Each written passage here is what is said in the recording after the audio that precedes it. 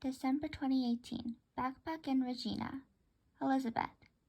It was time to change up Louie's food bowl as the day had passed. I got a plastic spoon to dig into the bag to find out that it was empty. I didn't want him to starve. Oh, how can I be so blind to this? I saw my mom watching YouTube on her computer, so I assumed that she wasn't busy, but still asked just in case. No, I'm free, she replied. I explained the situation and she agreed to go to Petco and wanted to bring Bluey. Even though his cage would work, I decided against it since it would be embarrassing for me if he flops around in there and spills leftover food all over the floor. Ding dong! The doorbell usually meant a delivery, though. I didn't know who ordered anything. Confusion ran over me until my mom mentioned that she bought Bluey a backpack and put a perch in it. It was pink on the inside and back and clear on the front with holes for him to see through and breathe.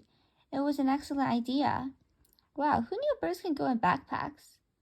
I put a piece of millet, Bluey's favorite treat, through the hole, causing him to go in without an issue at all.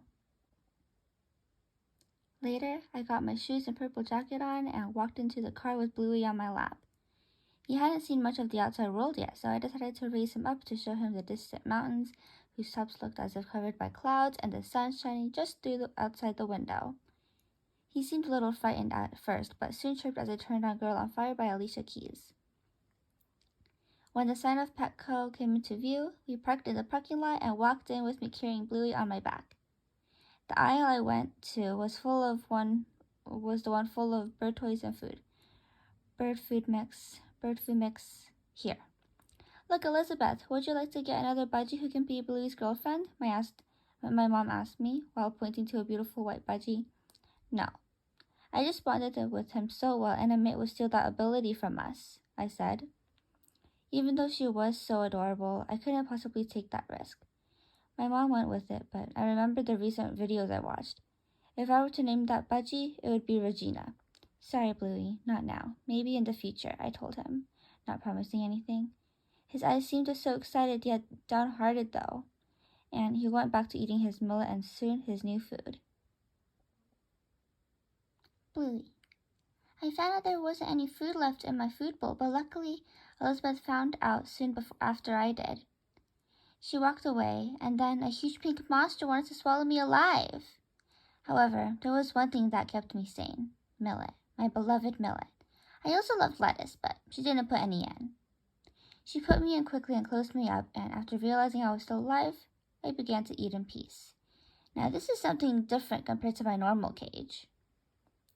The backpack, which was what I eventually learned it was what apparently was, had a flat bottom unlike a wired one, and breathing holes.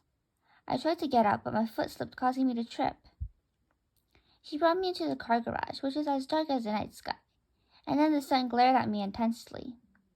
Such a strong force forced me to inch backward into a corner, but I noticed that this was the outside world and was pretty nice.